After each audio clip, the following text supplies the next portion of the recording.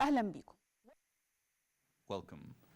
Time for talking is over. Time of politics is over, and diplomacy is over. Time of depending on the Western world in our fight against terrorism is over. Now it's the time of being firm. Now it's the time of the law. Now it's the time of the sovereignty of the state. Now it's the time of the control of the street. Gentlemen who bet over the media war, those who bet over the diplomatic war, with all due respect of all the importance of that, the reality necessitates that we admit that these are supporting factors and agents. The real war now is the war of the force and the control of the reality. America and the others will not sell their benefits and interests. Please read about the situations of America and the other states, those who describe the previous president of Egypt, Gamal Abdel Nasser, as a fascist, and not because they went into war, but because they nationalized the Suez Canal one day. We were fascists in their eyes because we returned a right. If these states do not admit anything except their interests and do not bet over anyone except those who have their interest, they also admit and who is more powerful. Let's look at their situations with Saddam Hussein, Hafiz al-Assad, Bashar al-Assad, and even Al-Qaeda itself. If you're strong, we're with you. If you're weak, you're definitely a victim of ours. I keep on pleading those who have decisions in Egypt, be strong, be firm. The voice of the right should not be shaky. There is no time for convincing. We all know who is the enemy and who is a friend. We don't need to watch Al Jazeera to know that Qatari leaders are inside an international cooperation against Egypt. And the United States is fighting the last war of the failure plan in the Middle East. Please do not look to the world without looking inside first. Egypt will not be part of the larger Middle East series that is being produced by the United States of America and the Zionic regime. Those only believe on the jungle.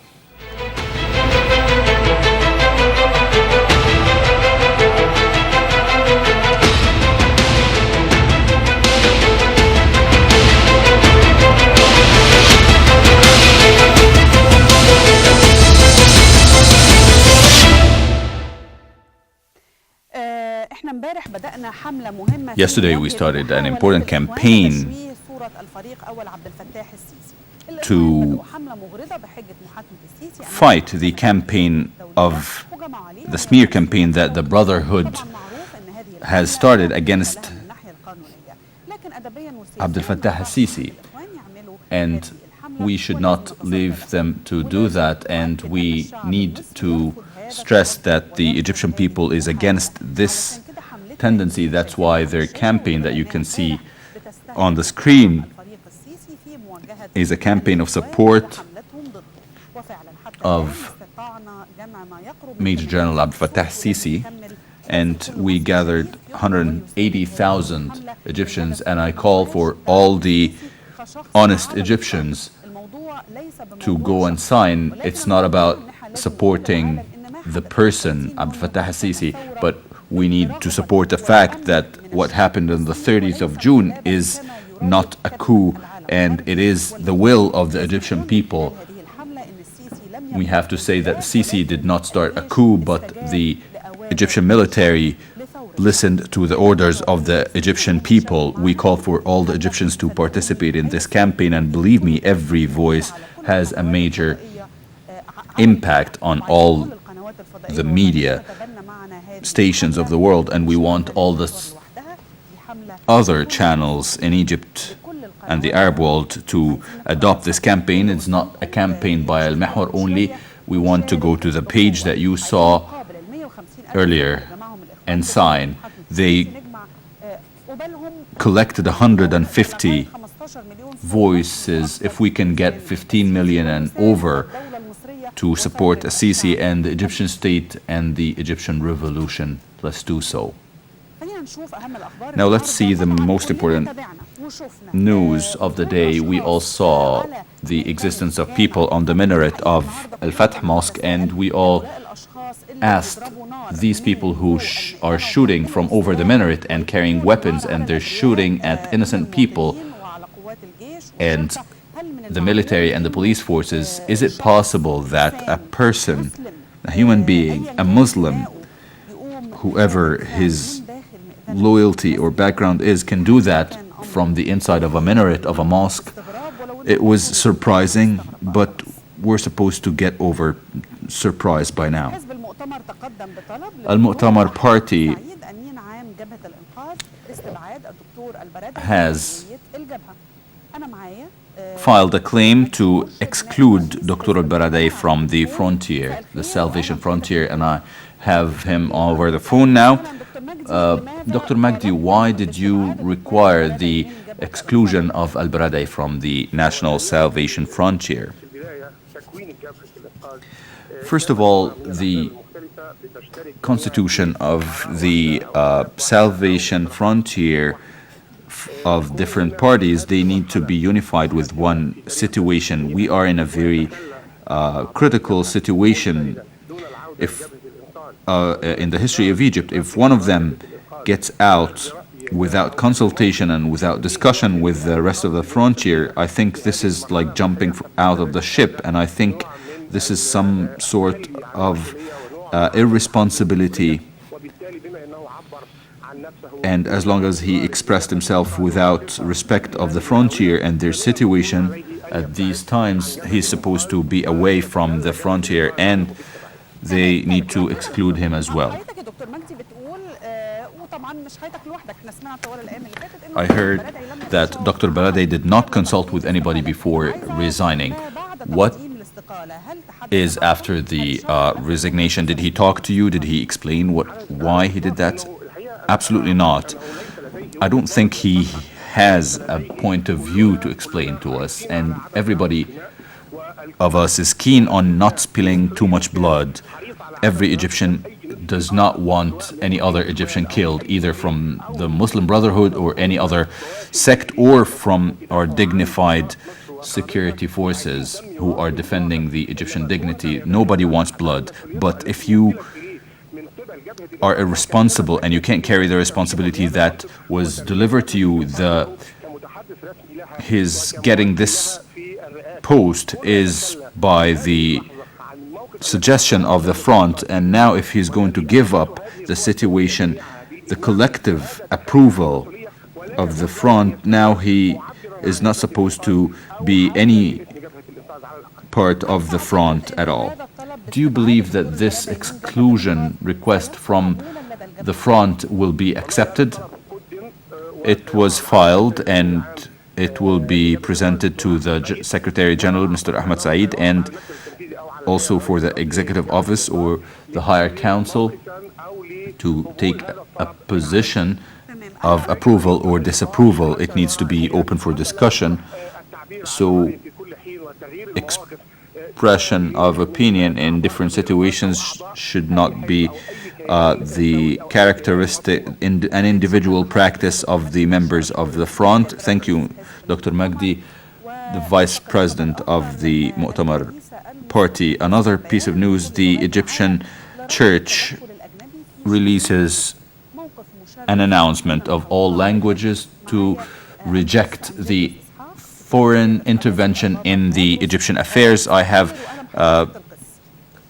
Father Ishaq from the church. It's a very respectable situation, as we're used to that. I would like to know, after this announcement, are there any reactions so far? The background or the reasons behind this announcement were the misconceptions presented in the international media and presenting falsified news in the international media, and the situation needed to be clarified, and the church rejected anybody talking on behalf of them and intervening in the Egyptian affairs or defending them in replacement of the Egyptian state. We see this as an insult more than a support. The Egyptian church do not need foreign countries to defend them, and His Holiness Pope Tuadros needed to explain that the Egyptian church is a purely national church, and we are against any intervention in the internal affairs of Egypt. Also, there is terrorism that is exported from abroad, as there is terrorism from inside, and the support of terrorism from outside is concentrated on Egypt. Why? Why is the security and stability of Egypt is under attack, and why the Security Council is being moved and pushed to punish Egypt, to have resolutions, to issue resolutions against Egypt? So the Egyptian church needed to clarify their fixed position. So you felt that there is an intention to exploit what happened of attacks against the churches. Did you feel that there is an intention of exploiting that against Egypt? When the truth, when it's said in the media, international media, that the police officers are the ones who are attacking the Christians and the ones who are burning churches, this is trying to destroy the country and raise civil war and move international foreign powers against Egypt, and this is a substantial attack. And now, and also there are efforts to break the unity of the Egyptian people into two teams, and the Egyptian people are aware of these efforts, and we announce our disdain of any effort of intervention in the Egyptian affairs, and we would like to deliver our condolences of all the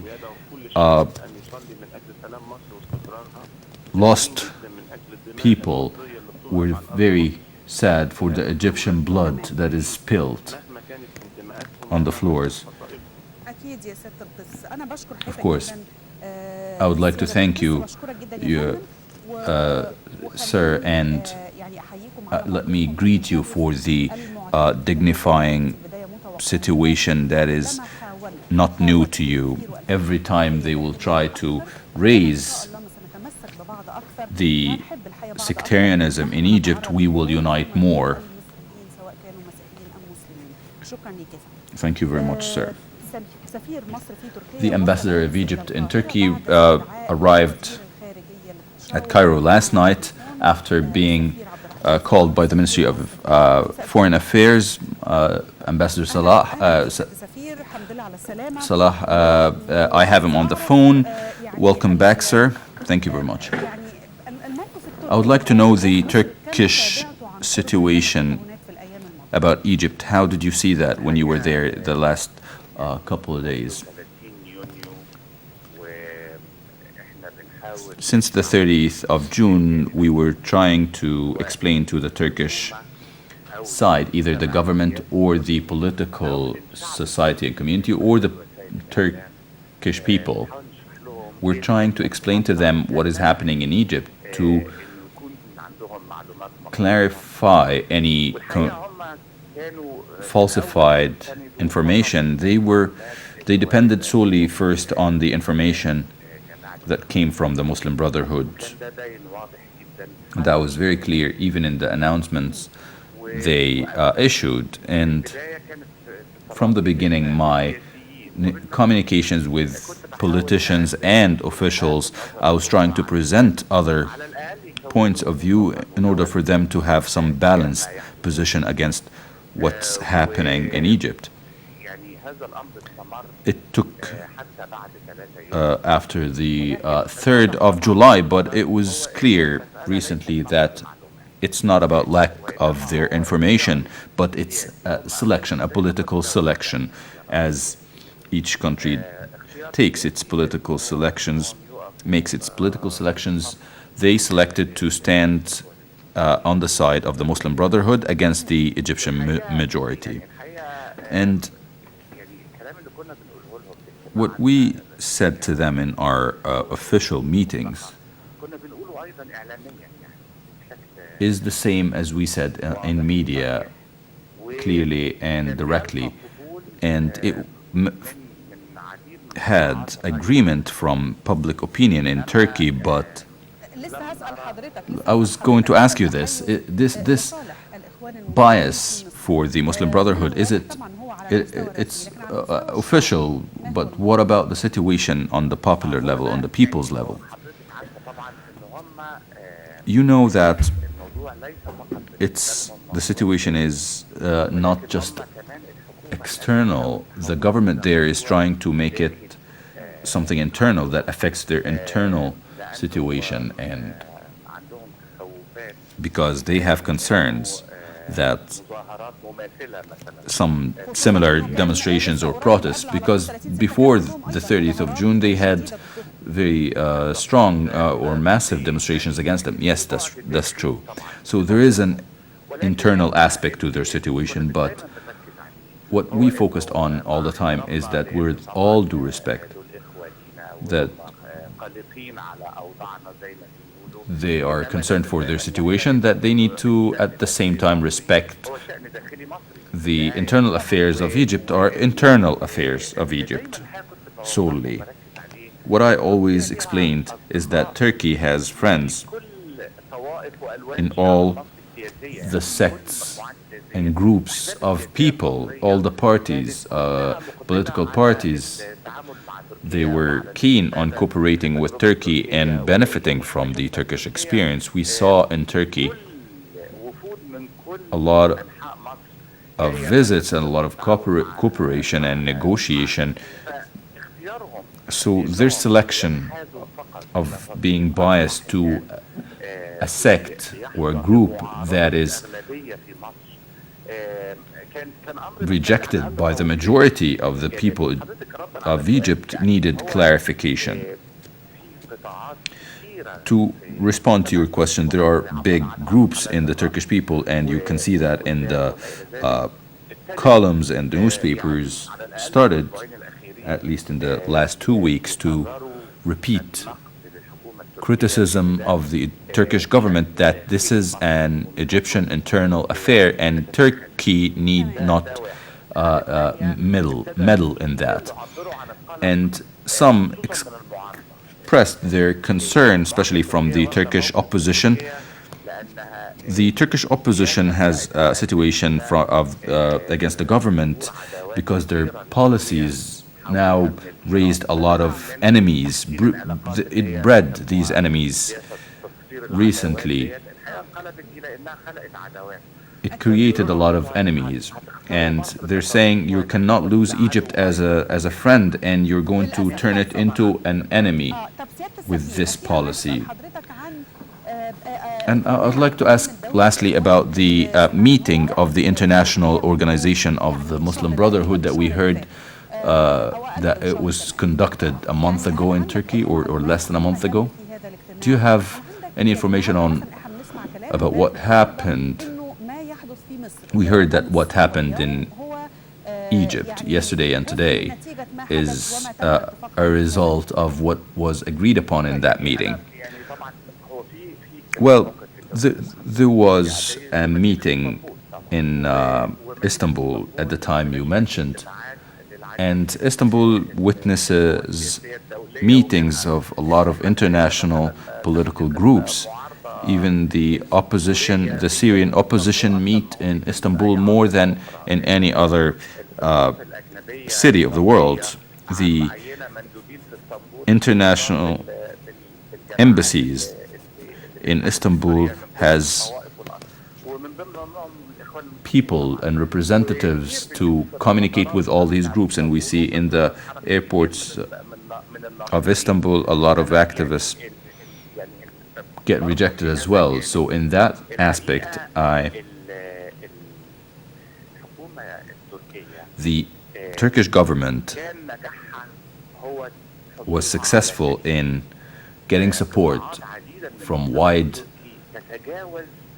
groups of the Turkish people beyond that those who are labeled Islamists. So I believe that the Turkish government situation today will make them lose the support of those not just in Turkey, and this is what matters, in all the Arab world and the countries of the Middle East. And this will impact the relationship of Turkey, not just with Egypt, but with other Arab countries, especially the countries of the Gulf. And I think this message is clear to them. I hope they got the message properly. I would like to ask you, lastly, quickly, are you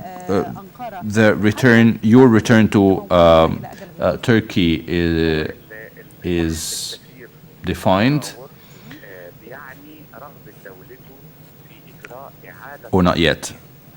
The calling for the ambassador to negotiate means that you are going into discussion and reevaluate the relationship between the two countries, and the ambassador do not go back until the reevaluation takes place and turns into a procedure. If this procedure is its return, this will mean that the callback of the ambassador and the purpose of the callback is not there. And this, in this case, is the negative position of Turkey. Thank you, Ambassador. And let's go to, we have Ramses now. I think there are new incidents there. I have Naveen Salim, our correspondent there. How are you doing there? There is some sort of calmness there in Ramses Square after the forces, the military and the police forces controlled. I thought there is some clashes from that picture. No, everything is quiet and calm. The clashes were because the Muslim Brotherhood inside the mosque and the police forces, when they entered the mosque, took them outside and they put them in two cars, two police cars, and the residents of the area stood in front of these cars, and they threw it with stones, and one of the cars ran away fast to be able to escape this mass of people. The other car was invaded by some of the people, and then the police forces shot some bullets in the air, and they were able to evacuate the vehicles from the people, and the special forces made sure that everybody from the Muslim Brotherhood is in the vehicle, and now the mosque is free of them, except those who are detained inside. So it's under full control of the security forces. Some people were saying that the Muslim Brotherhood last night cut the street lamps, and it's going to be dark in there. I hope everything is good and you safe as well. I would like to thank you and all our correspondents on the ground in order to do their jobs. I would like to greet you and wish you all the safety and security of the correspondents of Mehwar and all the correspondents. They have much more difficult job than ours. After the separation, we will go and we will have Dr. Mamdouh Hamza, the consultant. He is my guest, and after that we will have the big writer, Ms. Nashwa Al-Hofi. Dr. Mamdouh Hamza after the أهلا بكم مستمرين في تغطيتنا الحية للأحداث التي تحدث في مصر. Continue our coverage of the events taking place in Egypt. I have Dr. Mamdouh Hamza, the founder of the National Council. You have been following, Dr. Mamdouh, what's happening. You have, of course, seen or watched the presidential conference. We cannot talk about everything. The overall view was indeed very good. The speaker was very tactful and was using the language that can be understood by the West.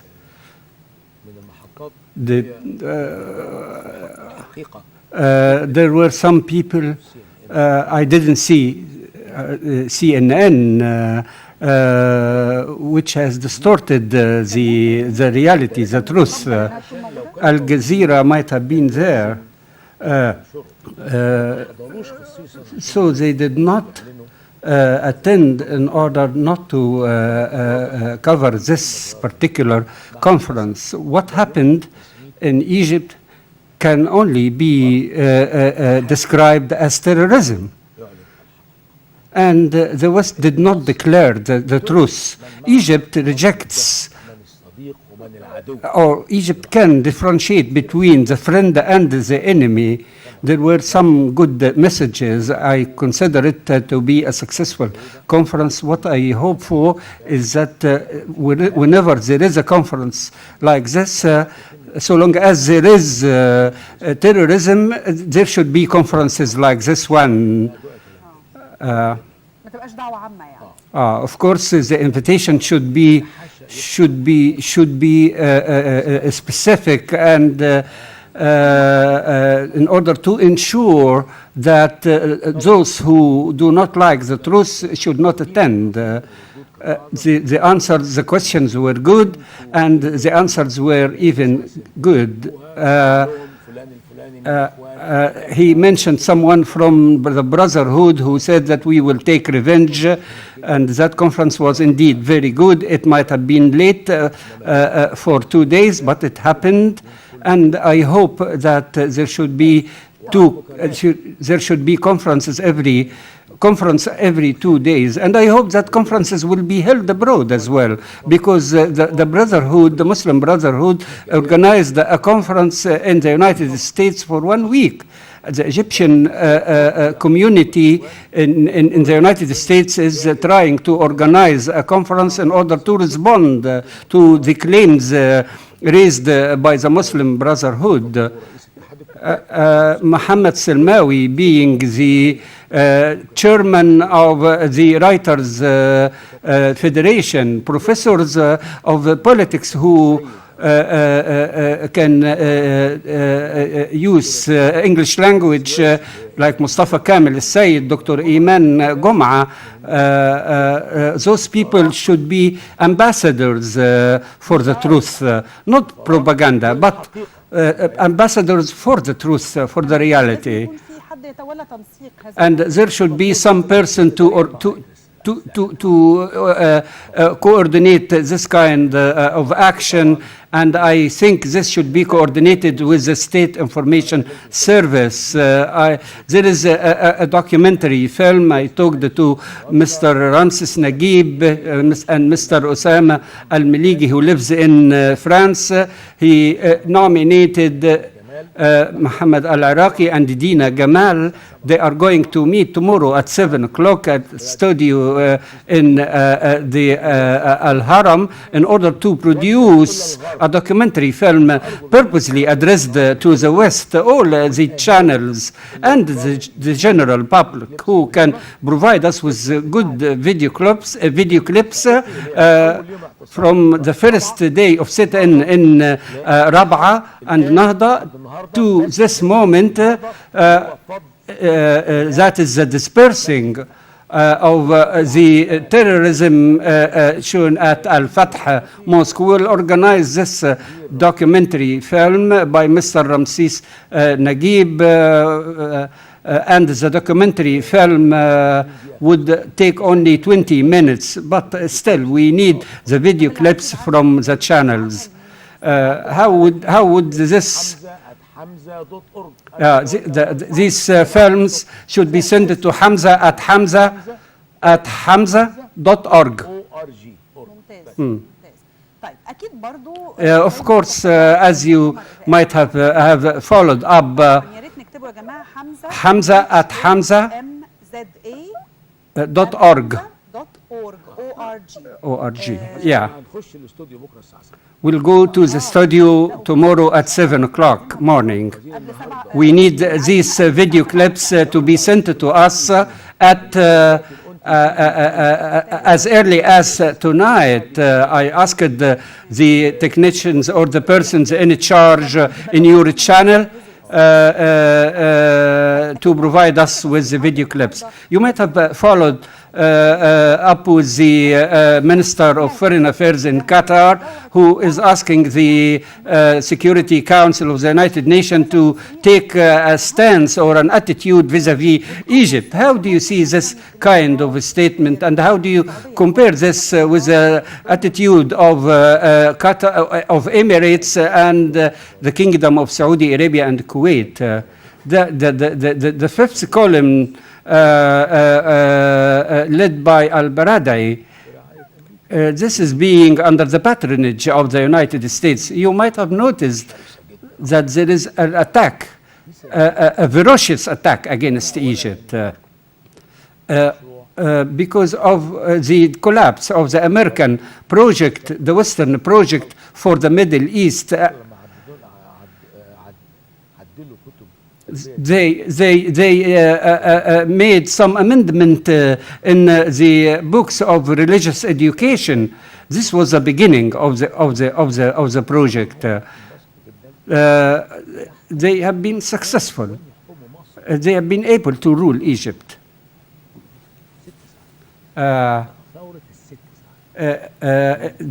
The revolution of 6 hours on the 30th of June, people started to work on this, but the Muslim Brotherhood members all of a sudden lost everything.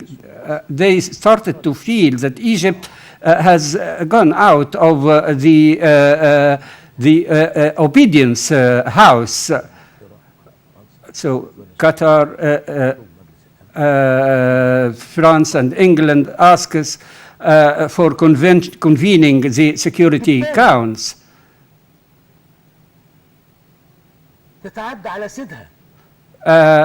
A fly is transgressing against the master. This is a result of a bad rule, a bad government that continued for 30 years. We should not look at all at what is happening abroad. What happens abroad, let it happen.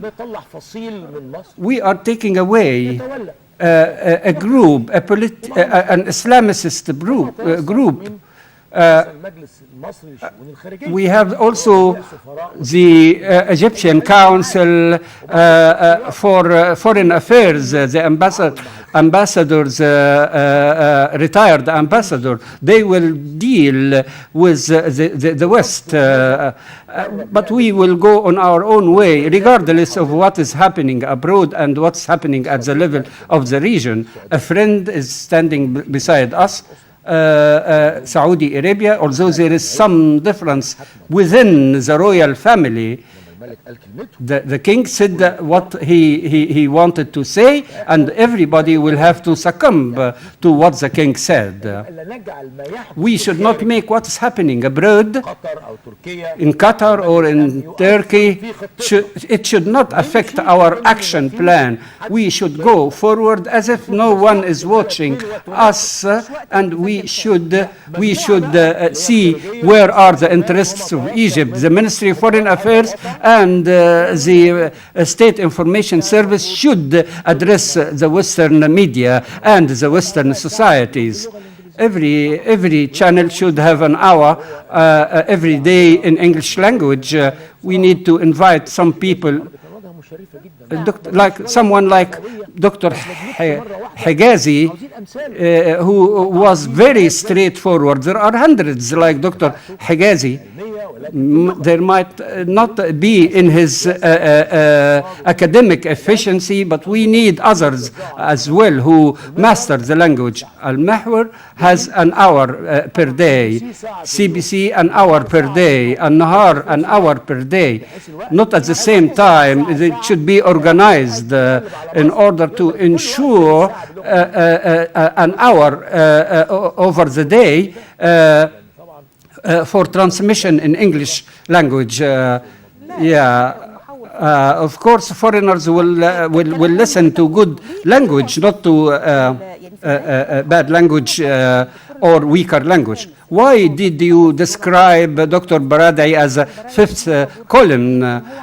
Why he might have his own point of view in submitting his resignation. I said this about 2 years ago. I described him like that about 2 years ago. I didn't change my point of view about him. This man did not come to Egypt for a national action. He came with a mission. A mission is part of the program designed in 2005. That is to bring the Muslim Brotherhood into rule. See what the man said when he came to Egypt. He said Muslim Brotherhood are the largest legitimate party in Egypt. A liberal person who lived abroad almost all his life. He came from a civic society. He came to Egypt and said that the Muslim Brotherhood is a legitimate political party. He wants to mingle religion and politics together. So one cannot trust him. He is a liberal, and how come that he said that they are the largest legitimate party in Egypt? He established the national, the liberalization, the Salvation Front. It is the salvation of the Muslim Brotherhood. He himself believed in this, that is to empower Muslim Brotherhood. The second mission is to establish the velvet opposition, the soft opposition that looks like an opposition, but in reality it is to support the Muslim Brotherhood. When they fell down, he was supposed to salvate them. Morsi failed. And this was uploaded, but he said that the Muslim Brotherhood should remain in the political process, and he called for reconciliation. Reconciliation might not require trial and adjudication. So if there is a trial, even if pardon is granted, they will not have a political future and they cannot return to rule. So if a trial is established, we will know everything. He failed to bring them back to government. After he got a telephone call from the White House, after half an hour, he submitted his resignation. He submitted his resignation after half an hour of receiving a telephone call from the White House. Let us see the video film which represent your point of view. This is actually the arrogance he imposed on the Egyptian society. He left the country after some few days. Barada, he left the country. He came up before 2 days before the revolution. He has to confront the situation by himself, not through the electronic front. I will not accept an internet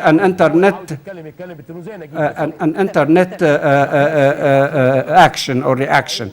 We are not mosquitoes to send in order for him to send us a telegram. You said that you criticized him that he came 2 days before the revolution. The revolution was a surprise to him. Have you read the 7 points of change? 7 points of change. It is a change. Change of what? Change of the law of elections. Change of certain articles in the Constitution in order to facilitate a person, for a person other than Gamal Mubarak to be in power. The revolutions struck them hardly. He said the same thing. Obama said something about the peaceful transition to power. Someone else should come to rule other than Gamal Mubarak. He said that Morsi failed, but Muslim Brotherhood should continue. That's what they wanted. They wanted Hosni Mubarak to go and Muslim Brotherhood to continue. They collected the signatures for the change when the revolutions struck them hardly, because the people came down to the squares. So Muslims seemed to be behaving like revolutionaries. They became part of the revolution and they became revolutionaries. Therefore, Baradei withdrew from the presidency. He disappeared, he vanished, and he started to form a Dastur party which looked like an opposition party, but in reality it is not an opposition party like the Al-Ummah party, which was established by the British during the World War First. Like Abu Ghar has rightly said, he is the general coordinator. Dr. Osama Al-Ghazali, member of the front, we are not here to dispose Morsi. He turned the Salvation Front. He turned the Salvation Front into something amorphous. Has the Salvation Front contributed to what happened on the 30th of June? He said that there is an opportunity for negotiation and to stop the spilling of the Egyptian blood. Hussam Isa, Professor Hussam Isa, said that he was there and he knew what is going to happen, and a certain figure of the people who will expected to have been killed has been stated. We have his resignation. What did he say in his resignation? I have it here. He had some caused resignation. He was the second important person in the country. Why did the national security agreed to this? He should have been seen as someone who is against Egypt. As you know, he's addressing the president. There were some other peaceful alternatives or options. That is, yeah, negotiation maybe. They wanted, the Muslim Brotherhood wanted Morsi to be reinstated and the Shura Council to be reinstated. And the Dastur, the constitution, not to be delayed or postponed for amendment. Two officers died, and the police did not respond. Nobody, after that, nobody died until that moment. No one from the Nahda sit-in passed away. The same happened at Rabaa sit-in, because Rabaa has the leaders, and the leaders would sacrifice any other person other than them. So if you go as a police and you request them to withdraw, then the response was bullets coming from Rabaa, assuming that they are defending themselves. In order to disperse in order to disperse this kind of conflict or engagement, down with the leader of the Muslim Brotherhood rule. So he's talking about conflict, community conflict in Egypt. Where? How many people? Rabaa, Al-Adawiyya, Rabaa, and Nahda, how many of them? A quarter of a million facing 40 million people. There were some other solutions presented. He is asking the government that he submitted certain acceptable solutions, but the government opted for violence.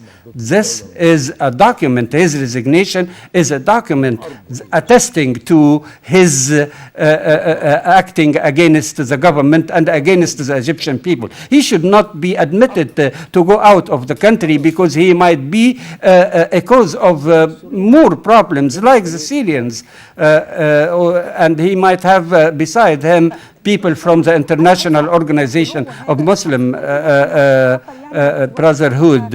Is there any other nominee to the position of the vice president? Do we need another one to fill in this position? We need to think calmly. I like very much Dr. Higazi. Why shouldn't he become the deputy or the vice president of Egypt? He's a good person. Dr. Mustafa Higazi is a good person, and I think he is a good nomination for the position of a vice president. We are not in a hurry. We have a Minister of Foreign Affairs. He can be acting vice president. He can assume the role played by Baradei. In the Department of Engineering, if there is a head of the department, you will find others who are showing ability to assume the position. We'll see what is happening near Al-Fath Mosque, which was occupied by the terrorist elements. It was not a peaceful sit-in. There were some weapons and live ammunition. How do you see this, and how do you see what happened last night at Al-Fath Mosque? The people wanted, actually, or their objective is to occupy the mosque and to transfer the Rabaa sit-in to Ramses. But there was resistance from the people in the neighborhood of Ramses. They consider this to be their own neighborhood, and it should not be occupied by those elements. the elements, the Muslim Brotherhood elements wanted to take refuge in the mosque.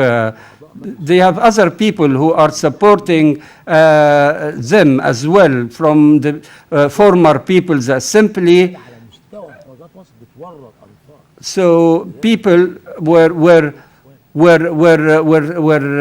sent to the mosque, and that indicate or explains why they are not all from the Muslim Brotherhood. People leading the sit-in at Al-Fath Mosque was Dr. Saad Amara, who was the deputy chairman of the National Security Commission of the Shura Council. They do not have capabilities, and they were not able to do any useful action. They lost everything. They do not have capabilities or capacities to rule. The hierarchy system of the Muslim Brotherhood is not that efficient professionally, but it is only the loyalty to the Muslim Brotherhood orders. Safwat Hijazi will fall within hours. Now let me stop at this point. Saad Mara's position as the Shura Council would enable him to have been able to do many things. He meets with the intelligence, military intelligence, the police. They lost everything. They lost, the Muslim Brotherhood members lost everything. They even lost their mind. And they are behaving in such a way that is defaming them and defaming their own history. Which, if you read the Egyptian Gazette in 1948, they started with social and religious objectives. They already destroyed their own history.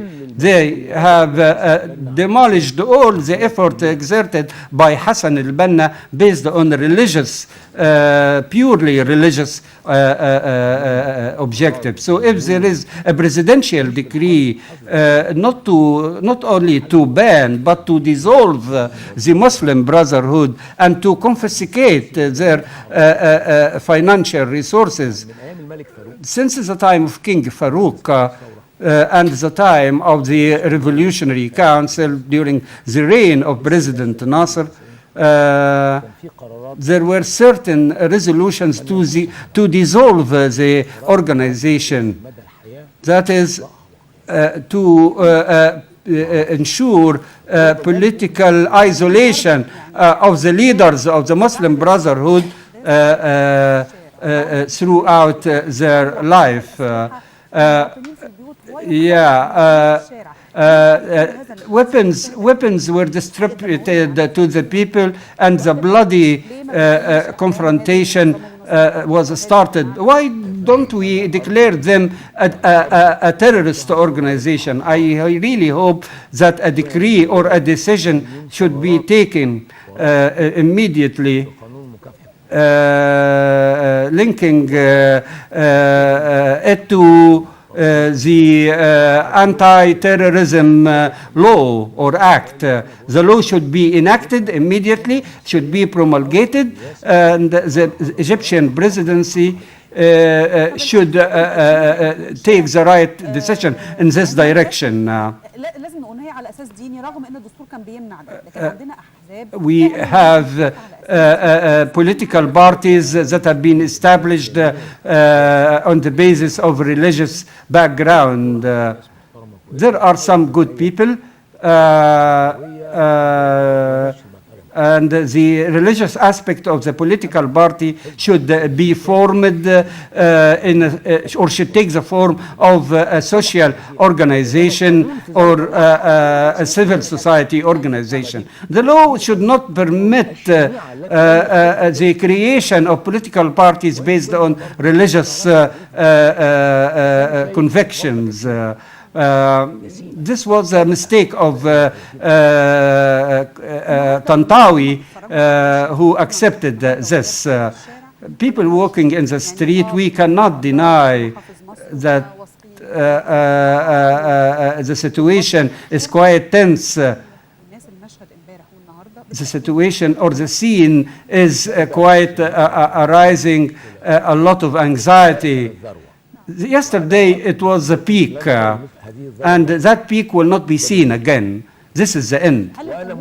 And I am quite confident that there is a theater or a room for operation thinking strategically, thinking strategically at higher level. I'm quite confident that the peak which we have seen yesterday will not be seen anymore.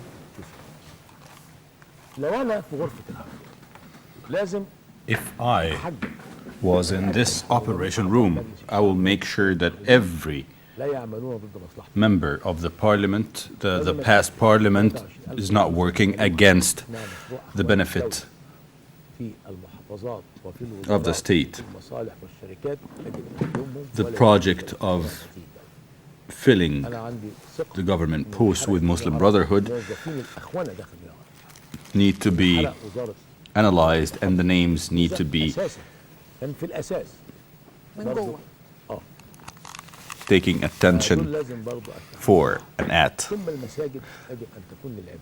And mosques need to be for praying only, not for mobilization, and not for fighting or waging wars. And breaking the law needs to be faced very strongly, and we need to purify the mosques from everybody who preaches hatred or violence and politics whatsoever, and need to sack or ban any preacher who discuss politics. We have a lot of very good preachers from Al-Azhar. The ministry needs to be part of Al-Azhar. I want to show you that before he leaves. They have their hand on his shoulder. This was an announcer in Egypt 25 channel, this one. This is the one, I don't remember his name, but Sharif Mansour. His name is Sharif Mansour. This is the one who said to the Minister of Interior, I want you to get down to the street if you were a man. What I do every night is that I turn on the TV and try to watch Egypt 25, and I watch it every night before I sleep. I like to watch it when it's blacked out. Just seeing it black, I feel better. There's another channel. There is another channel, and it's called Ahrar 25. What do they have to do with the 25th? They have nothing to do with the 25th. They call Dr. Morsi as the candidate of the revolution, and everybody against him are the counter-revolution, because he is the candidate of the revolution. This is what Freedom House created, and the non-government organizations. These are the liberal group that were created by these organizations, like Ahmed Maher, like Al-Barada and other people. Ahmed Maher said this is the candidate of the revolution, right? And then they took the decision, and I don't want to repeat, it's well known. It was a decision from the Supreme Office not participate in 25th of January. And Muhammad al-Biltagi and Safwat Hagazi said that. Where do you think they are? I think Safwat Hagazi is going to fall near within hours. And what about al-Biltagi? I have no idea. But he will come eventually. Where will they hide? How are you going to deal with the situation in the street? How are you going to get rid of these groups? I'm against blood. My opinion is that these people think that I'm joking, but these people need to be sent to the eastern of Oinet in an agriculture colony or something to start growing crops, give them water and seeds for 6 months, and then they need to be taken away from the society politically. They humiliated the Egyptian society with a bag of sugar and a bottle of oil, and it's of the benefit of the Egyptian people to remain poor than to go beg from them. So they need to be excluded from the society. I don't like people to be imprisoned or hanged because of their beliefs.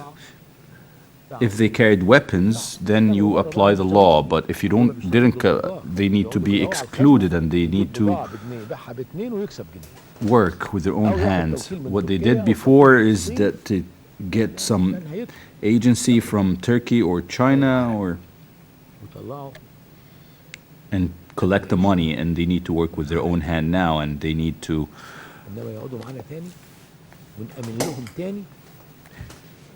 be excluded from the society. They cannot be trusted between us now. I want to show you this video that was on Al Jazeera. That was broadcast on Al Jazeera. Look, they raised the T-shirt, and he raised his hand. He's pretending to be injured or dead. There's no wound. Al Jazeera said that he is dead. And I'm so happy that you got this one, and this is the best thing. There's no wound, and he raised his leg, or put it on the DVD of Dr. Mamdouh. I'm going to send you an email, but I can't do it now. I saw an email a couple of days before. So it's acting. Yes, it's acting. You have to see this one.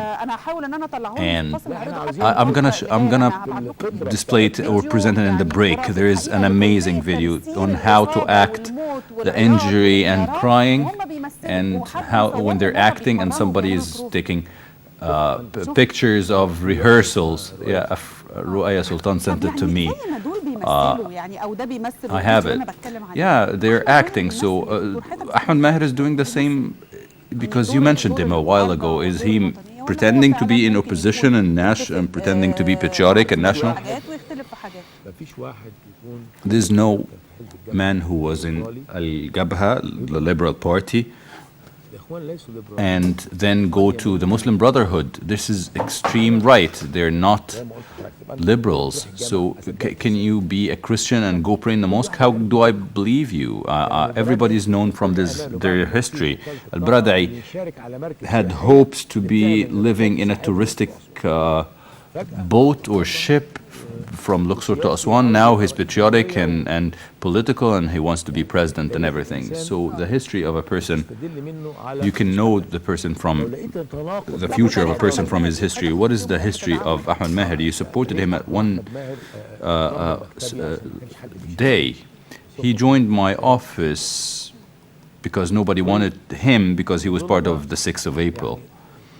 And they asked for an office. I provided that, and they worked for the first month. And then I was surprised I always analyzed it for his favor. They were in my villa in Al-Aslaini, and after the revolution, I found that they moved to number 1 Sout Tawfiqiyya Street, and then so I thought maybe because. Ahmed Saif al-Islam was there in this address, the Hisham Mubarak Center, Right Center. And then I discovered that it was the previous Muslim Brotherhood office. So things started to reveal. When we said there were no demonstrations and let's not go to Abbasiyya, we have nothing to do with the military, and then he agrees with me, and then they go and do it. I assign him a certain task to put the white umbrella that we did in Tahrir, to go fix it. They left it and they didn't do it. So I said maybe they got tired and I had to get people and have it. So I started thinking about these things. He was led by other people. Somebody told him what to do, and when I reflected. So I think this solves some mysteries, because Ahmed Maher is a very enigmatic personality. In 2008 he worked very fine, and then with whoever in power, and then he gets independent. So nobody knows about his real beliefs. Somebody said, Murtada Mansour, I think, he said that he traveled to the United States of America 22 times in a very short period. It's a huge number. If this is true, it will explain a lot. I want to talk about Dr. Ayman Noor as well. His situations in the past period were confusing. Is it confusing to you as well, or is it clear to you? Well, he was a famous opposer at days of Mubarak, and he got imprisoned, and there's this announcement of his, I haven't heard it myself, but published or widespread announcement. I don't know if, what does it say? That I'm ashamed of my being Egyptian. I don't know if he said this or not. Ayman Noor can do anything. I don't know. I didn't hear this one myself. He can say anything, I think. He told the journalist in Beirut one day that Mamdouh Hamza is the one who burnt my office. Imagine that. And I'm going to have him jailed. And then I asked, why did he say that? And the Black Bloc is accused. He sent an attorney to defend them, the ones who were charged or accused of burning this office. It's really, so his recent, Ayman Noor is gone. His situation with the Brotherhood was different. He's funded by Hezbollah. Is that a fact? When I go there and they say he hosts them, we don't have what proves this. I'm telling you something. If he is saying that I'm wrong, if I'm wrong, I want him to file a lawsuit, and then in this case I'm going to reveal my evidence. And then I'm going to say where he stays and when he goes there and who stands on his door. But we shouldn't waste our time talking about Ayman Noor. He's gone. Is this period that we're experiencing or living? I heard this announcement a couple of days. I don't remember who the person was, but it struck my attention. It said that Egypt these days is working on filtering out, sorting out, burning characters and personalities. Let's not use the word burning out. There is this idiom and saying that it's an old English saying, a friend in need is a friend indeed.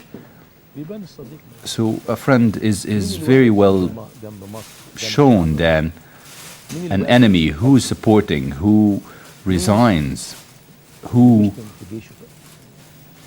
curses his army and police after they return to the Egyptian people. Before the 25th of January was different from the police. Now they are doing their job properly, and as long as they started to get better, we need to help them and we need to embrace that. But I saw on the war and on a wall written that the police are thugs.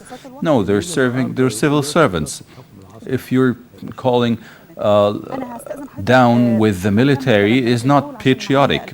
We will continue with that. I have Ms. Sakina Fuad, and she has an intervention. The big writer, Sakina Fuad, the consultant of the advisor to the president. Welcome, and I would like to welcome you and your guest, Dr. Mamdouh. We saw today a very bad scene today, a very sad scene today. We saw a lot of scenes since last night, but we saw people from the minaret shooting. We saw that in Noor Mosque 2 years ago, but it's repeating today. How did you see that? Look, I'm sorry, it's a peaceful firing. It's peaceful shooting. So the contradictions around us, these are the last breath. These are the final breath of those who failed to keep or realize the value of this nation and perform the performance that keep them the love and respect of this nation. They lost everything they had in hand. What do you expect? What's happening now? All these manifestations are met by the manifestations of the greatness of a people. Shooting from the top of a minaret, and it's said that violating the sanctity of a mosque. Who violated the sanctity? Who carried the weapon inside? Who wants to create a spot of fire? Who wants to stop dragging the nation into deterioration? The more things quiet, there are brutal endeavors to spill blood. Today it's much more quiet than last night, and the plan of burning down Egypt is being executed, and some villages are being burnt down, and buildings and police stations and civilians shot at randomly, and still the Egyptian people stood and proved that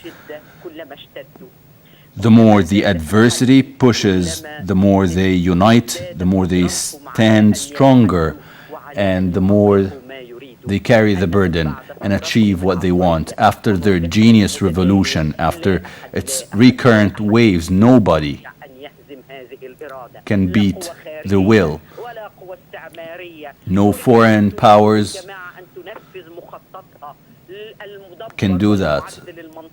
The organization cannot achieve that. The plan of the Middle East and the region cannot be achieved.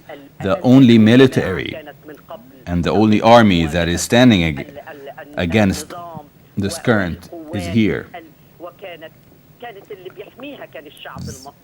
This group was here, supported by the Egyptian people. Now they are against the people. Now they are standing against the people. They're practicing everything, the violence, the blood, the challenge. Last night I said there is no person to have the wisdom. It is to say that after all that, it's impossible to regain any position in this nation. And these people are well known for tolerance and forgiveness and embracing everybody, but what they did makes it impossible. And now, it is now, we are in necessary demands to enforce the law on every single person. We're listening, yes. After everything that showed its face, we need to fill the gaps. How do you respect and protect these people? How to do that, Doctor? By laws. By the laws that are enforced by all the countries, the anti-terrorist laws, the demonstration laws that does not allow violations, cutting roads, using violence. When the West talk about the evacuation of the city, about Rabaa and Nahda, the Egyptian people would have gone doing it themselves because life was unbearable to them.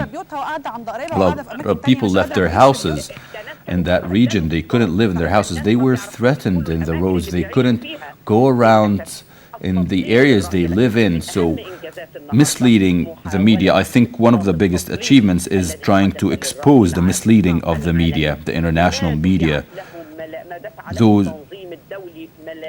The millions paid by the international organization of the Muslim Brotherhood in order for them to lie and mislead and confuse and hide the truth. And we were part of that by not presenting the truth and how everything went wrong and how the legitimacy was violated throughout the 1 year of Morsi. And the harvest is bitter now, but it corrects a lot of wrong. I hope so. How did you read the resignation of Dr. Mohammed Baradei? Look, I believe this is a moment when everybody who has honor needs to stand together. This is not a moment of withdrawal. He was part of the presidency, and everybody trusted and everybody did this and that. But I think this is a moment where no honest person withdraws from responsibility to his nation. This is a moment where all honorable hands need to be together. We were all, and we're still against a terrorist plan, a colonization, a colonial plan that an Egyptian group was used for its enforcement and achievement. Who wanted to evacuate the sit-in by power and by blood? Nobody, and all the chances were given. All the efforts were exerted. Everybody wanted it to be peaceful. But Egypt is much bigger than any push or pressure. Egypt and this great people, those who stand with it and protect it, gains more value. Thank you, Dr. Kina Fouad, the advisor to the president. We're back with Dr. Mamdouh. We read this comment on social network. They said that the Muslim Brotherhood organized the World Cup of Terrorism last night. Did you see it was not just last night. I think we saw a lot of nationalities here coming to fight against us. There was a Sudanese sniper on the minaret of the mosque. Even the Sudanese are friends. Now we are an open ground for terrorism. Is it like World Cup, as the young people named it? Yes, I think it's like a league and everybody's competing. But what concerned and worried me the most is the flags of Al-Qaeda in Ramses Square. What made me feel better is the capture of Zawahiri's brother. This is a very quick response and makes people assured and feel comfortable that we are in good hands. Our security and their experience, our military forces and the police, they're aware and they're working. I don't think the Egyptian state is soft or weak. If they're patient and wise and give a chance, this doesn't mean that they're incapable of doing what they want in minutes. I am secure, I'm comfortable, and I hope everybody in the Egyptian society feels that. What needed to be done in 5 minutes was done in 2 days. This is just wisdom, it's not weakness. They could have done it in 5 minutes. So you think it's wisdom. I mean, it seems some spectators, we can say, why didn't they do that from the beginning, this and that? We need to know that there is planning and there are strategies and there are priorities. We have borders to protect. the Libyan borders, we have a lot of weapons trafficked, and the Sudanese borders as well. And you have the major line of terrorism from Rafah, Sheikh Zuwaid, from Sheikh Zuwaid to Rafah to the border. All of these are gaps. And we receive all of that, and we have to fight all of that. But the number of people who were arrested last night and today reflects that we have people who are working properly within available resources. We have a limited number in the army since Camp David. We demanded the police also get reduced in numbers. We demanded that in the revolution. It was 600,000 people in the riot police, and that was reduced. We have a lot of unemployment. I hope the armed forces open the door for volunteership. They learn something, they learn a profession, they learn about their country, they carry their weapons, they learn about the western desert, the eastern desert, Sinai, Siwa. They need to go around and learn a profession and learn how to control and how to.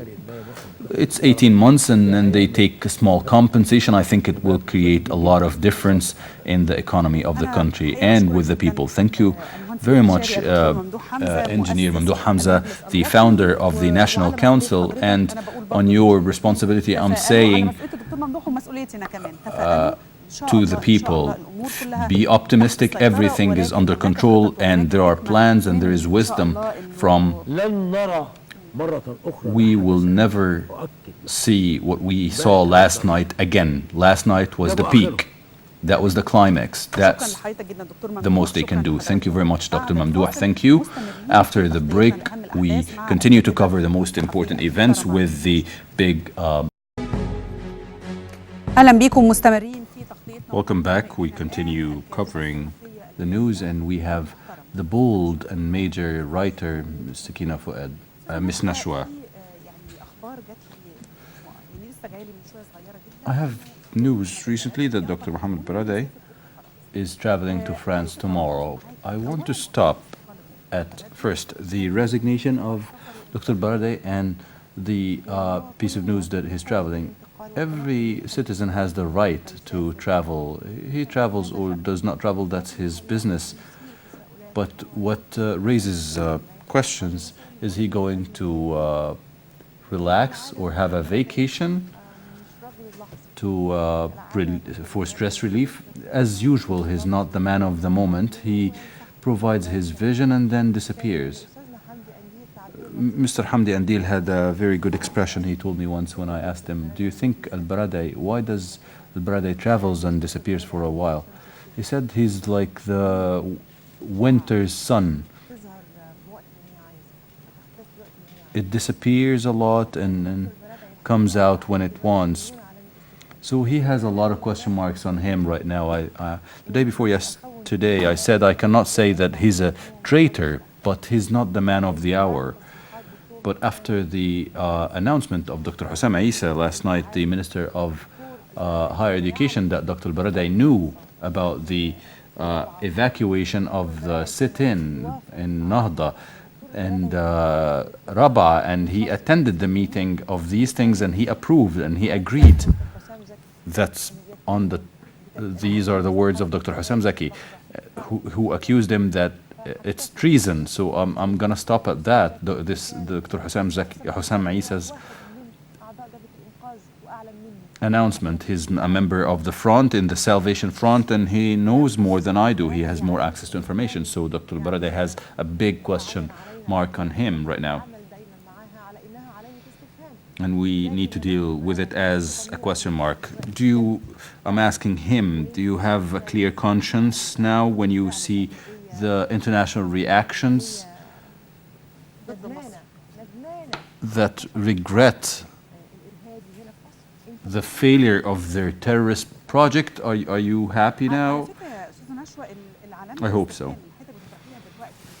Well, this question mark that you put on Dr. Baradei, I have a lot of question marks on other people. So in the past couple days, now we have question marks on Dr. Abdel al-Fatouh, for example, and this question mark was there for some time, but it's growing and it's increasing.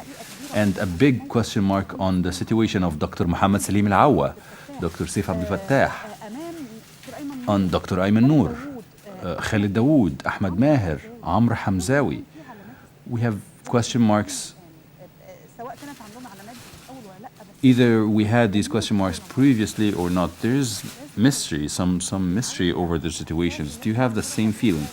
I have the feeling that we have a fifth line.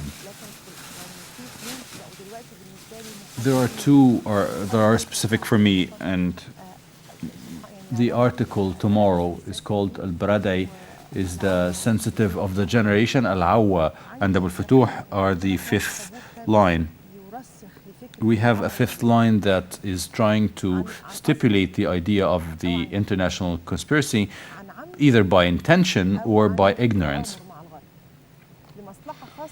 either for a personal benefit, thinking that they're going to achieve the benefit and this force is going to support him, or based on any other thing. But when Dr. Muhammad Salim al-Awa, for example, meets more than one time with the American ambassador and then starts his initiative, I'd put an X on him, not a question mark, because he is the one who sparked sectarianism a couple of years ago when he said that the churches have weapons. Why didn't they defend themselves when they were getting burned, when they were burning? Why didn't they have one gun to shoot at the crazy people who were burning them down? We didn't see that. We have a big question mark and an X actually on Dr. al-Fatouh, who had a certain status one day, but he sold Egypt, and his agreement is suddenly is the same as Obama's. Obama is the one who's defending their Islam. Barack Obama now is the symbol of Islam these days, and he's defending the Islamic State, and he's the one who's going to support the Syrian people. So Obama and Abu al-Futuh mentioned that there are two nations in Egypt now, and he said that in BBC. He said that it's wrong to say that Egypt is one people. It is two peoples, two nations. How? Because there are 500 people who were running in the street in Ramses Square.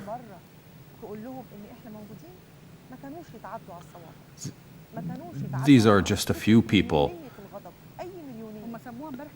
They called last night's protest a million-man march. And it's like 200 and 300 people everywhere, with weapons or without weapons.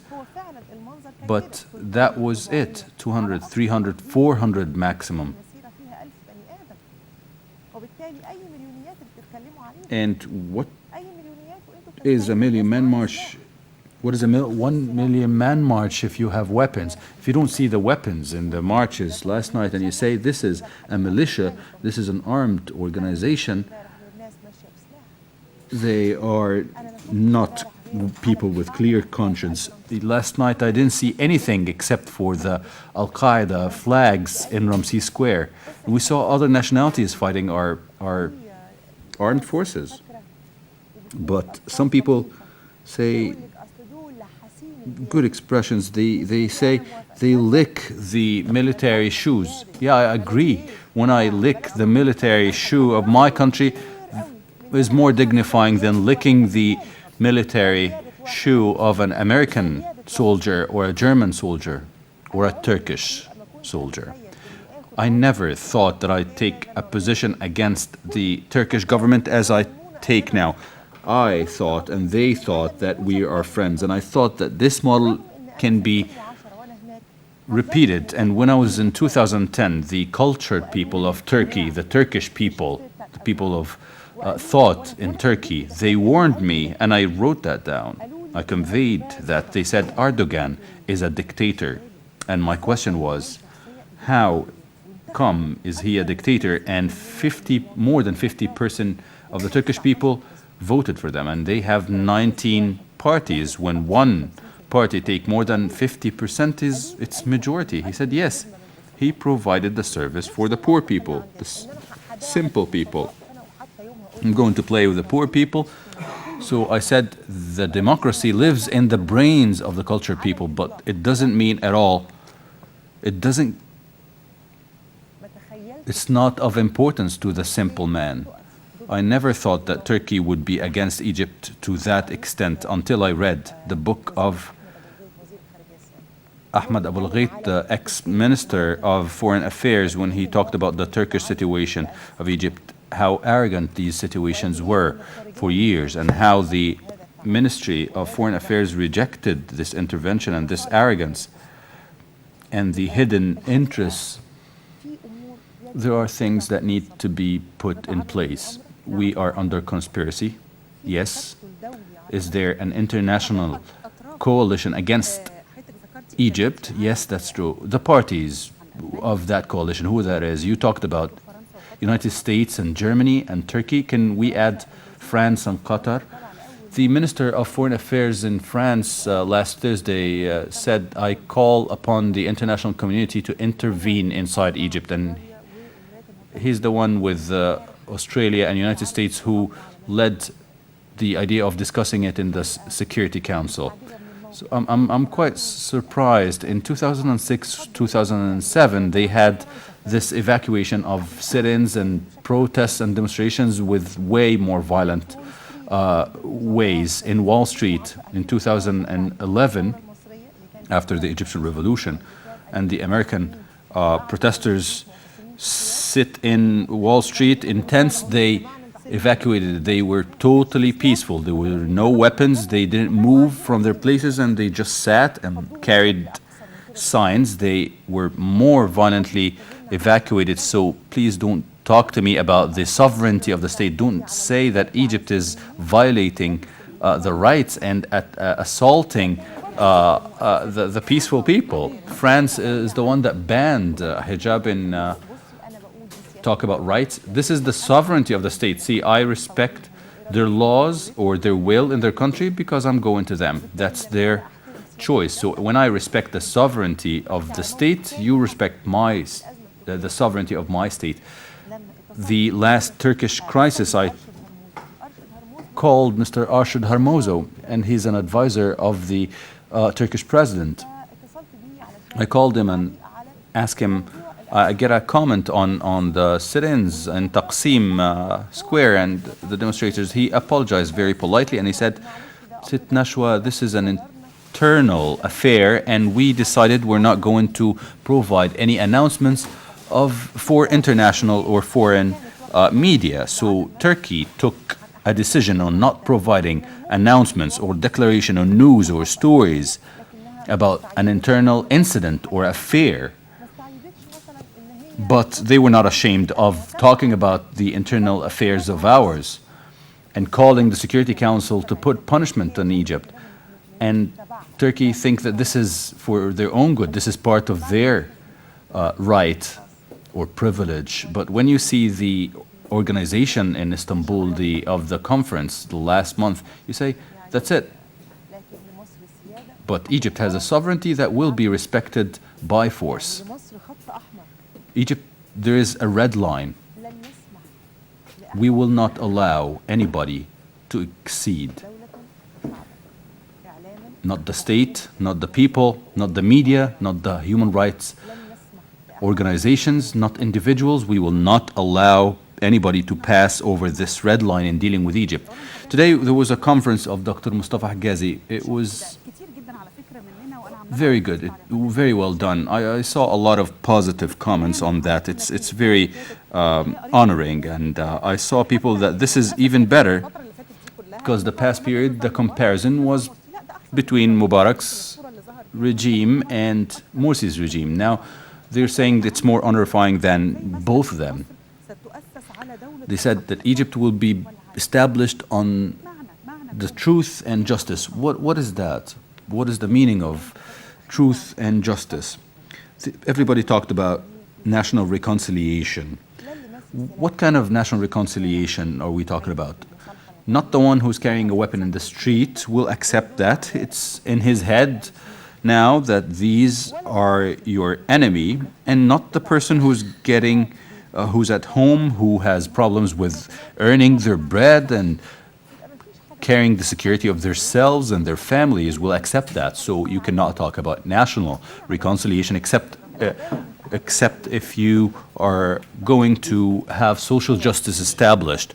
Either it will not happen except by righting the wrongs in the past regimes, starting from Mubarak, Morsi, everybody who made a mistake. It's not a criminal accountability. That's what we saw in Mubarak's trial. He was under certain charges. Now he's not being under these charges, and some people think that he's going to be found not guilty. We're not. This is not a political trial, right? He was criminally tried. Does that mean that Mubarak is innocent? He's not guilty? No, he's not. What did he corrupt? He corrupted the economic life of Egypt. He corrupted the political life of Egypt. He left the Brotherhood as a scarecrow for outside and inside. How are they going to be tried? How can you put Field Marshal Tantawi, ex-Field Marshal Tantawi, as on trial? How can you say to him, how did you allow the safe exit? So we need laws for transitional justice. And there is something called the Rome Agreement. And unfortunately, Egypt did not ratify that officially, but they could have. And they still have that option, possibility. Tunisia, after the revolution of 2011, they retroactively ratified that. It's called the Rome Agreement, the Rome Statute. And it allows you to put people on trial, political trials, not criminal trials. And we can retroactively ratify that. UNDP is working on that. We can communicate with them to work on that. And I know that the Ministry of Transitional Justice that was founded in the past period is communicating with the UN about these topics right now. We need to understand that, to understand what is justice and what is truth. The truth about what happened in the past couple of years. We need to know who did what and who is innocent and who is guilty. And if you're not guilty, goodbye, it's fine. And if you're guilty, you need to be responsible for what you did. This is what Dr. Mustafa Hagazi meant, and I thank him today because he returned the status of a political figure. He knows how to speak English fluently and Arabic fluently.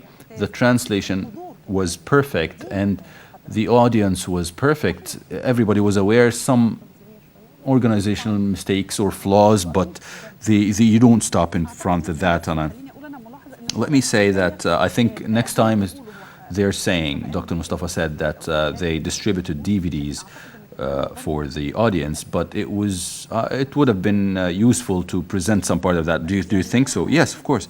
At least a short documentary, a 3-minute documentary in the beginning or something. So if you have a comment on that certain picture, you can say that. They might add it to the next conference or so. What do you think of the performance of the police since the evacuation of the Syrian till today? I would like to give all the greetings and all the appreciation for every single person in the Egyptian police, and I would like to greet the police officers and personnel that carry their lives on their shoulders and they're ready to die at any moment. And I think the Kurdessa incident, we have 57 deaths in police officers, and I think in the soldiers or personnel over 100. So let's say I provide the appreciation of every single person in the Egyptian police and the Egyptian military, but I have big question marks on the performance of the ministry. I would like to greet the officers, yes, but I have to say that the scene makes me feel that these officers are not don't know what they're doing. They're just working the situation with their expertise according to the situation. They're reacting. But is there a plan? We know that very well that the evacuation of Rabaa and Nahda sit-ins will be followed by something like a rat explosion. This armed organization, when you evacuate the major two sit-ins they have, and they have weapons, they will go out, and they will go out methodologically, and they already had that announced, and they said it in Istanbul meeting, and we have to provoke the Egyptian police and military and cause some sort of paralysis. So I know by analysis and I know by expectation. Why did you let them out? What was your plan? What was the plan? They went out from here. Did you secure the police stations? You did not.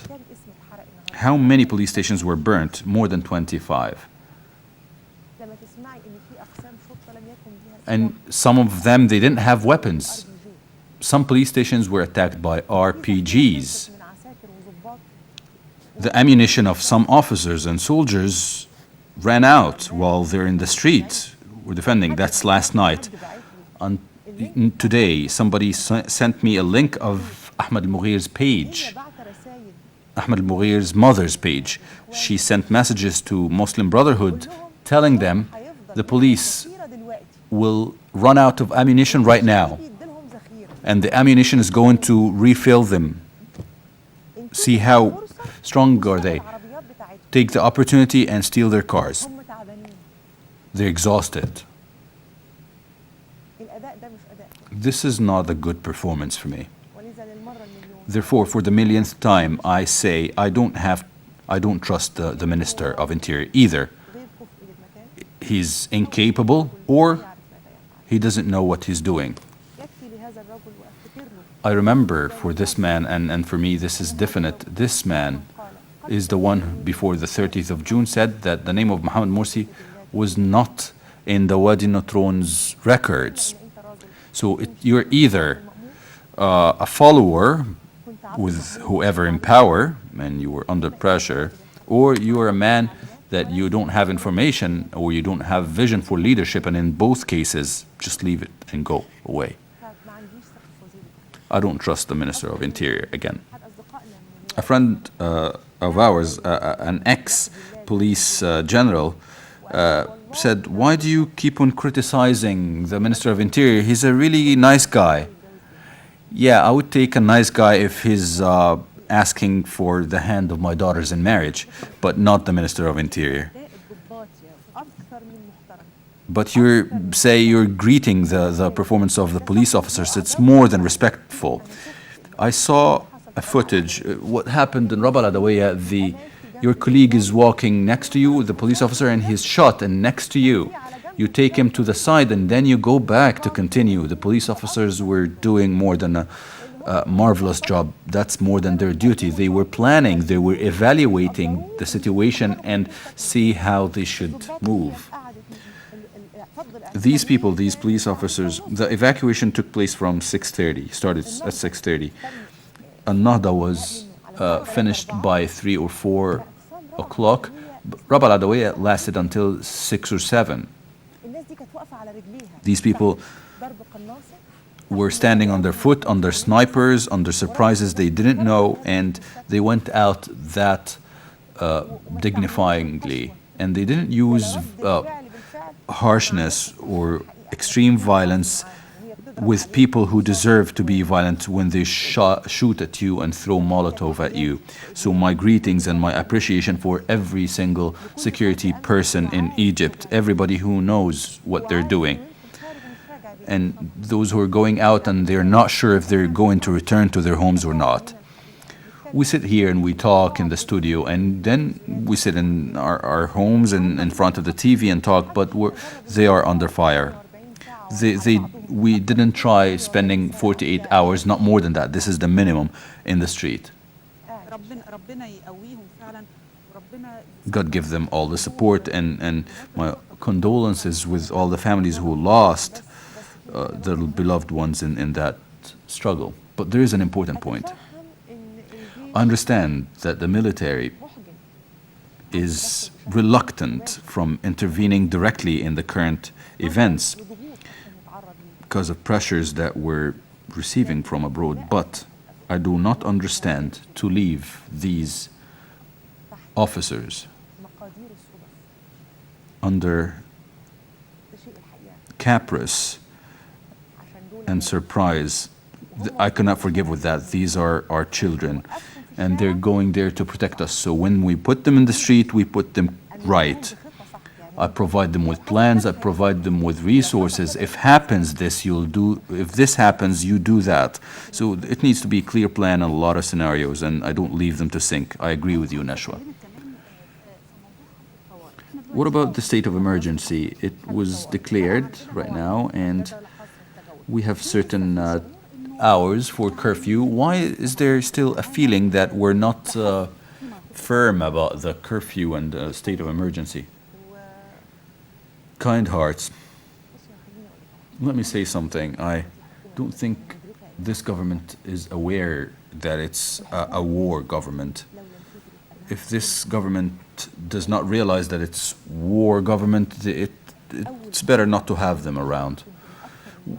I was one of the most welcoming people for this government, although I was in disagreement with certain personalities of them, but we need to unite at this point in time. This government is not aware that we are at war, that we are in a state of emergency. You have a war in Sinai on the borders, you have the line of Libya, and you have the trafficking of weapons, and you have an internal war for the first time, an enemy on the inside, in the heart of the country. If you have that scene, you need to be aware of every minute. Time is gold. You cannot say that the curfew is 7 and then people are still in the street and I don't arrest them.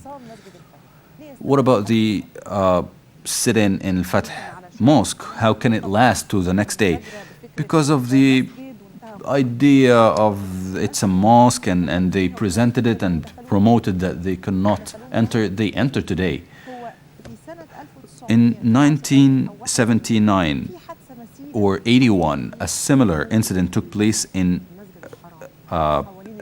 Mecca's mosque around the Kaaba, when a simple man, a simple Saudi person, said that he is the Al-Mahdi al-Muntazar, or the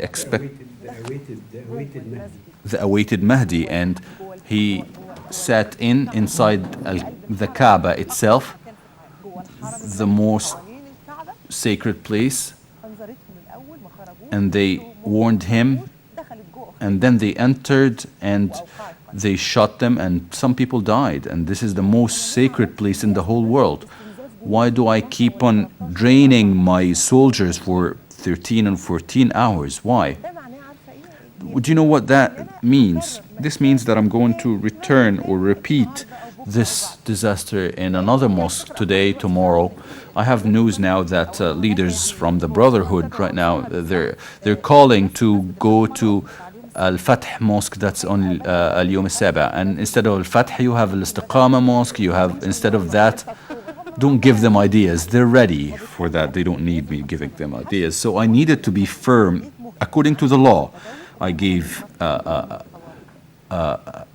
period of time. Why did I set the state of emergency? Why did I set the curfew? To have these exceptional procedures to deal with any outlaw or terrorist or armed person, or else we're going to stay in this draining and exhausting period for a long time. The state needs to be firm because it's in the stronger position now.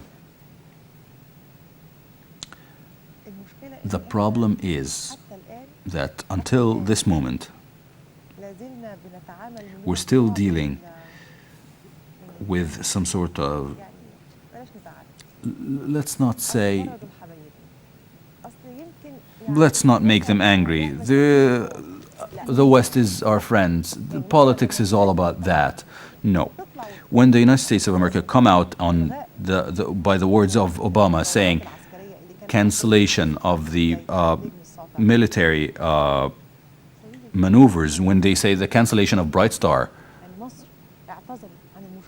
Egypt canceled that in 2009 or apologized for that in 2009.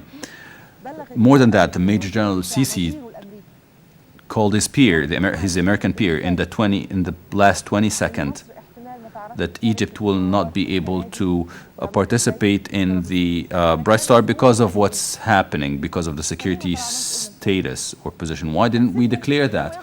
We let them take the point. So the Minister of Defense, the Secretary of Defense in America, he said, I appreciate Major General Sisi, and the circumstances might not allow for the running of the Bright Star. Why didn't Sisi say that we canceled that? Why didn't they say that they canceled the we're still preserve or protect or soft on with the, especially with the politics with the United States. Major General Sisi needs to know that he is a national hero, whether he liked it or not, in the region. When you find the protesters in Tunisia today carrying his picture, nobody saw this scene since Nasser, when he sent the military aids to Tunisia or Algeria. He did not send aids, but your picture was raised there. They're dreaming of somebody like that. Somebody, it's a model too. So you have to act like a model. Number two, you do not need to deal with the United States of America with hesitation, because everybody in the nation has authorized you. I'm not going to say everybody in the nation, let's say the majority of the people. They went out of on the 26th of July saying, go do it. They gave you a carte blanche. And they, so he says, when Major General Sisi says that he said to United States of America, he told the United States of America, we don't need the American arms or the weapons, and we can diversify our sources of weapons. That would be great. That's dignity. I think that Egypt is on the right path. And I swear to God, my friend, let's not mention his name, but he always says that. And what I write on Facebook all the time, stand still and be patient. Egypt is victorious. But they need successful people, they need capacities, and they need, right now, they need the capacity, the efficiency, and the loyalty, and they will exceed what they wanted to achieve. We need that. We need to be strong. Nobody is giving us our food. When we borrow money from the outside, we're the one who pay back. No one is giving us grants. Nobody gives us, feed us from their pocket. We're a people that can live under frugality, but give them some sense of sharing, give them some sense of dignity. The Egyptian people eat the cheapest and the simplest food in the hardest of circumstances. They can just live with this bottle of oil. And everybody said, why bottle of oil? Because they fried potatoes and they fried eggplants, and that's their live. They live with the watermelon and white cheese, and that's it. Farida Shubashi told me that one of her worst crises, why are you facing very strongly? Because I always have the cheese sandwich. So I asked her, what do you mean? She said, when I have money, I eat the cheese sandwich. When I don't have money, I eat the same sandwich. Nobody can force me to do anything. Nobody broke me. We need to trust this nation. We need to trust the people. We need to give them the right information, correct information. They say, don't believe the information. Okay, tell me the correct information, and I'm not going to take the erroneous ones. I'm going to believe you. Go out and say and announce and declare, this is what happened. Say, we arrested this. Say, do not go out of your house. Go out and say, come and protect with me. Be direct, be blunt. Do not go around. this will be the magic carpet that will carry any official but give them the trust. This is an almighty people and a very satisfied people. They have very simple dreams. I woke up in the morning, I got this text message on my phone. They said that I'm skeptic, I'm doubtful that the mosque next to me has weapons. I sent the message to several police officers. I told them to go and check. And I put this message on Facebook. And I said, guys, if you live next to this mosque, be careful. And if you saw any march coming outside this house, and they said that they're going to burn the churches and going towards churches, please spread the word and protect the churches. I'll tell you, this post was shared. Some people shared it when they were in Saudi Arabia. I'm talking about Al-Haram Street, and people in Damanhur shared the message or the post in Saudi Arabia, in Alexandria. A Saudi friend went to the post and commented and said, "What a great nation you are, Egyptians." At the time of crisis, you find everybody going hand in hand. This is the nation that, or the people you need to trust and have them participate in the decision making. Let's not say decision making, the decision execution. And do not try to trick the Egyptian people. When we hear that Dr. Baradei, for example, mentioned by the minister, the Qatari Minister of Foreign Affairs, that he negotiated on safe exit of the leaders for the expense of evacuating this really provokes me. Why, when Mubarak and his children and his gang were caught, we didn't see people in politics, including Baradei, very keen on having safe exit for Mubarak, knowing that the members of the National Democratic Party did not shoot at people. How would the project be executed? How would the American project be executed? Why is this great difference, although both were corrupt, but one of them is more criminal than the other? Mubarak was corrupt, and he needs to be very firm in trial, but not compared to the Muslim Brotherhood. Mubarak was corrupt, but much less than, he didn't shoot at the people in the streets.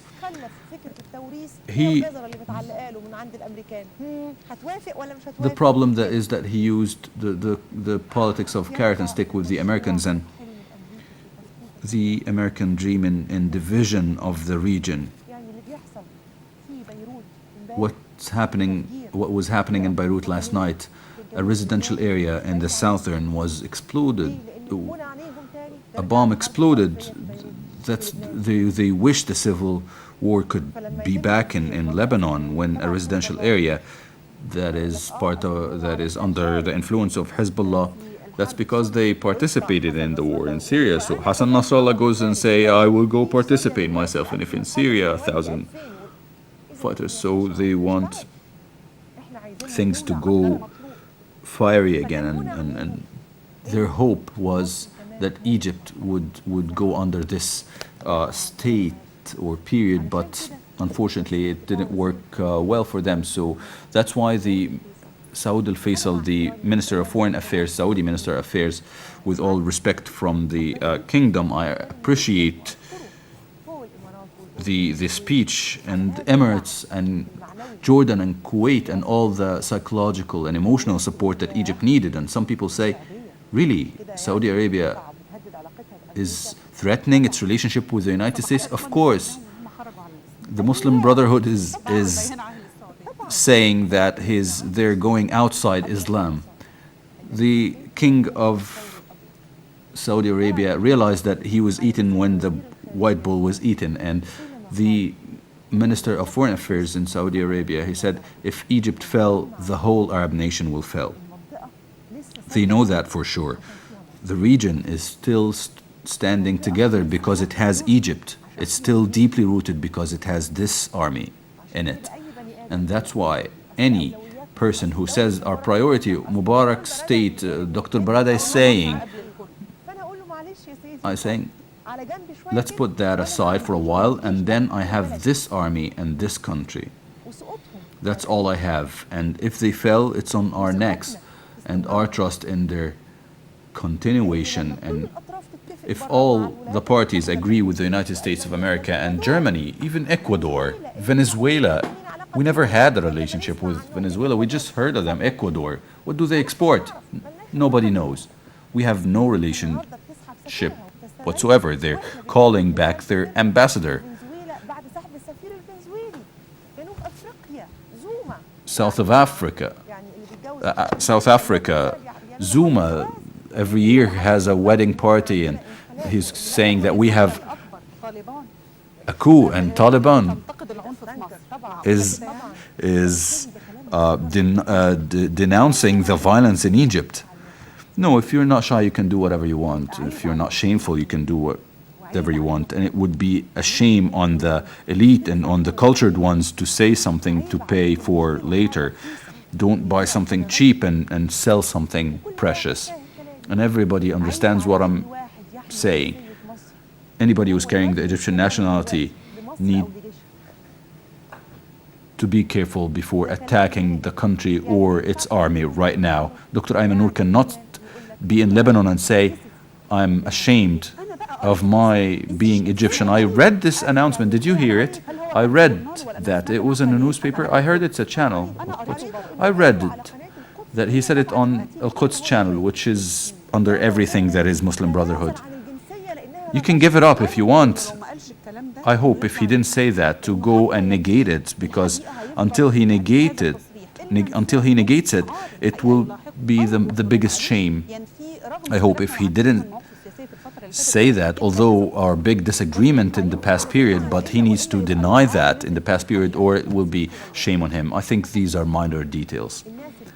These people who are used to eat on any table, please be silent. And it's enough for Egyptians that they're tolerant with you. They forgot and ignored you. They didn't call for your trial. Treason is not about talking to a spy. Sometimes treason is giving up your country when it's in need. Sometimes treason is to give it your back when it's in need.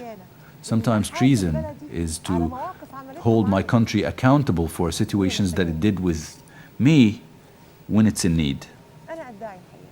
I claim to be a person who didn't take the chances or what I deserve or saw everything nice, but there are Egyptians who were treated much worse than me. But there are farmers who went out and say yes for Sisi, and we are with the Egyptian army, and they have debts for the bank. So if you don't have a respectable situation, stay home and be silent. And don't start or opening some old files. We're not in need of that. Egypt is going in its path and we're not going back. Our priorities, national security, protecting the sovereignty of the state, we don't have any other priorities. Egypt will complete establishing its foundations and institutions in the coming period. If they want to be with us, they will be with us. If they don't want, they're welcome. The nation before the 25th of January were told to crawl. After the 25th of January, they discovered that they can walk up straight, and they know who's the friend and who's the enemy, and they can act now. Ms. Nashwa, the Qatari Minister of Foreign Affairs, there was this press conference with the German counterpart, and they called the international community to intervene in Egypt. And a while ago, when you talked about the Saudi and the Emirati and the Kuwaiti and Jordanian situations, you said that these countries know the weight and the status of Egypt for the consistency of the Arab world. What about Qatar? They don't know? They do. But I have this expression that I used to exchange it with Ahmed Adam, the artist.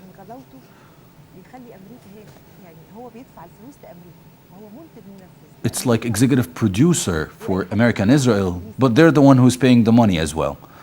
So they're stupid enough to pay the money. But it's not important who is working for them. I don't care about Qatar, but I care about the scene. I care about the situation that the German Minister of Foreign Affairs is in Qatar right now, giving them some prestige. That's what they're dreaming of. That's all they're dreaming of, some prestige, somebody to notice them. They're paying bribery in order to get the World Cup. But it's going to be withdrew after the huge amount of money that is paid, and it's scandalous inside FIFA. But it's too hot, and they're going to take it outside of that. They open their land for American bases. They're doing as told. They're building settlements in Israel. They don't care about the Arab world. Even the GCC and the countries of the Gulf, they know that. That's why they're in total disagreement. They're in total disagreement with the GCC. But I'll ask you a question. When Iraq entered Kuwait, who went there? Nobody says America. It's the Egyptian army.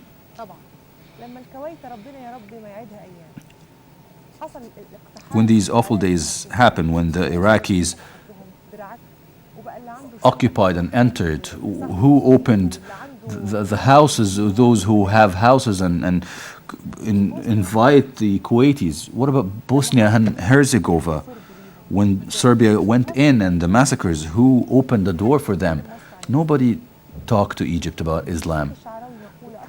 Sheikh Sha'rawi had a statement that